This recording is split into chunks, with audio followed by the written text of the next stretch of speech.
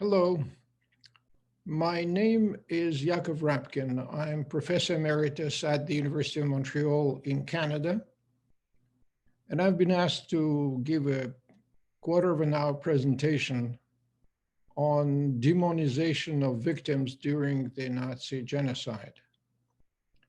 As you know, the Nazi genocide happened during the 12 years of Nazi rule in Germany and in occupied Europe.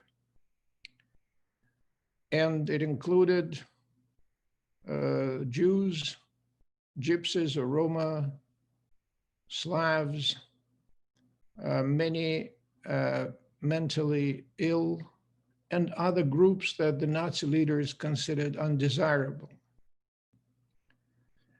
This period began in 1933 with the election of Adolf Hitler as the Chancellor of Germany. And soon after the first anti-Semitic measures were introduced by the Nazi government, there emerged a joke. An elderly Jew was sitting in a public garden, and a group of angry Nazis approached him and says, "Jew, tell us, who causes all the trouble for our country?" And the wise old man knew how to answer. He said, "Oh, of course, the Jews and the bicycle riders." "Why the bicycle riders?" Then the Jew asked, "And why the Jews?" In fact, that joke shows not only the wisdom of the protagonist, but also the deep understanding of prejudice. And today I would like to focus on the Jews, and more specifically on the use of science and medicine and scientific and medical vocabulary to demonize the Jews. First of all, we have to understand that the issue of demonization is not new. If we want to understand why the Jews in particular were chosen as the victims, we have to go to the history of Europe, because it all happened in Europe. And we have to also understand that there were centuries and centuries of prejudice based on religious intolerance. Now, religious intolerance is something that happened, unfortunately, quite often in history. And here, I would like to begin by saying that scientific and medical approach began only in the 19th century. And here you see on the first slide a photo of a prominent Nazi anthropologist, Eva Justin, who was measuring a Romani woman's face and a skull. And you would think that this is something innocent, that this is something for advancement of science. Well, in fact, this kind of measurement led to very serious consequences for the victims. But before we go into the modern era, let's remind ourselves that Judaism and Jews were despised by the new triumphant religion that emerged in almost 2,000 years ago, Christianity. And in this slide, you could see a beautiful sculpture of the triumphant church, which you see on the left here, and defeated synagogue, humiliated synagogue, which is blinded, which has a broken staff in her hand, and she's blinded because the Jews had not recognized Jesus as the Savior. So this kind of triumphant image of the church and the humiliated image of Judaism, and by extension Jews, was quite common.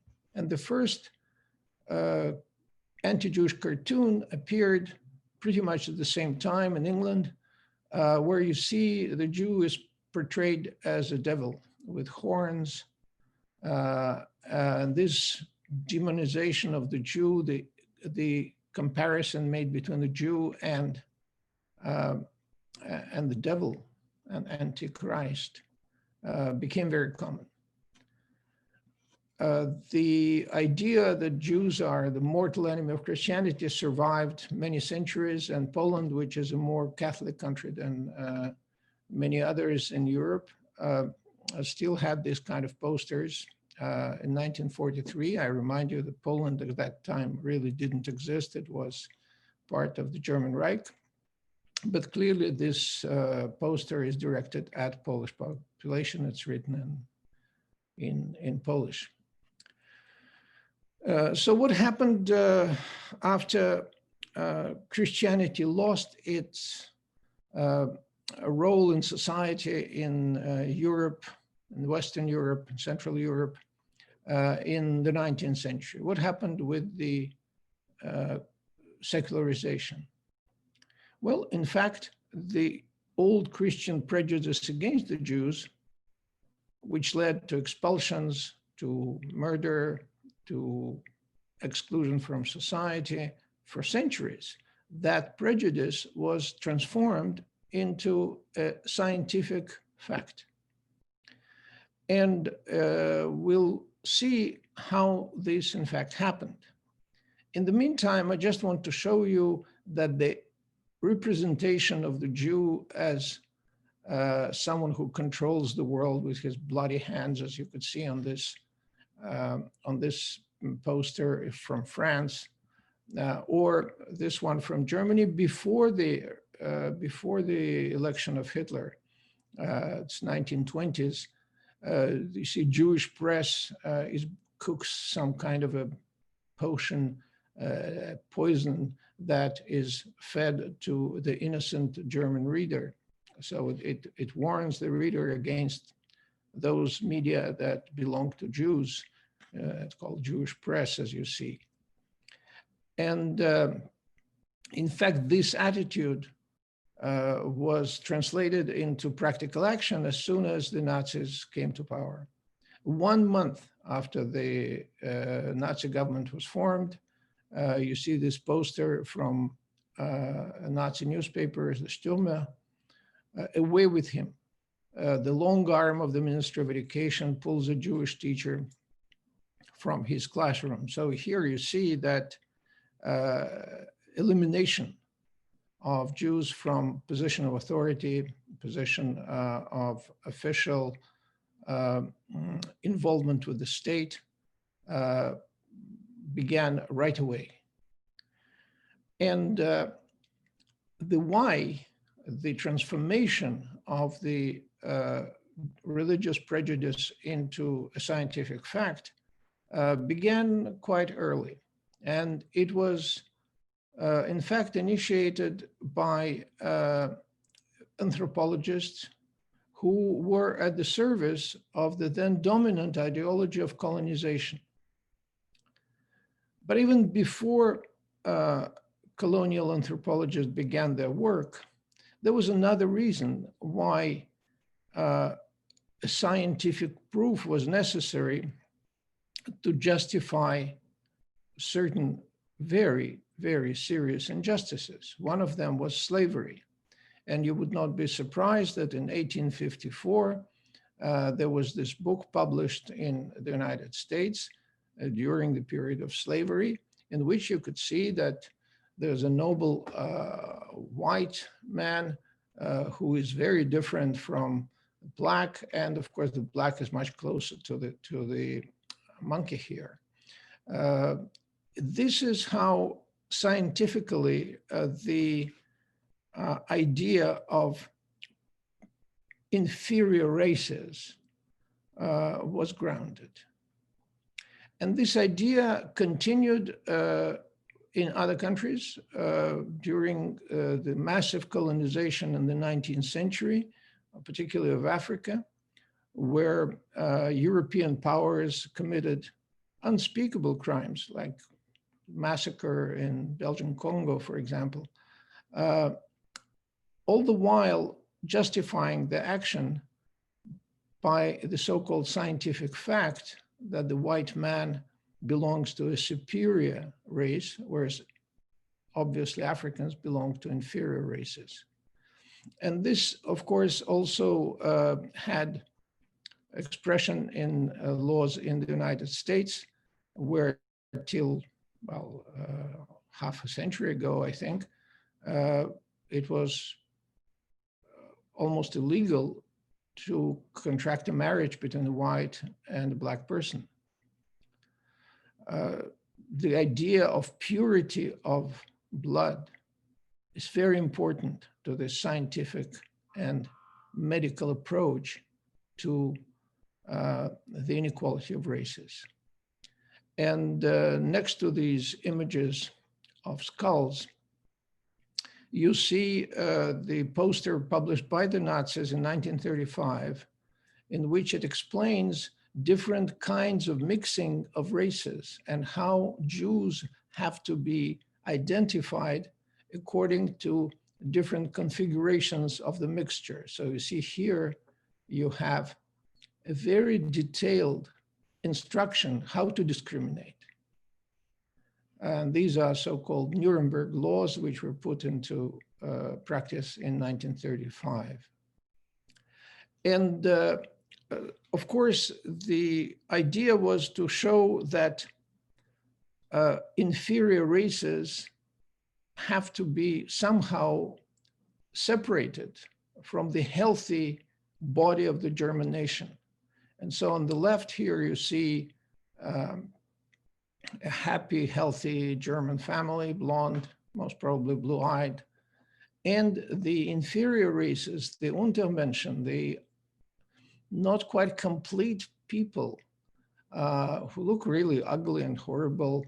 And any normal person looking at it would say, well, indeed, you have to protect this wonderful German family from these undesirables.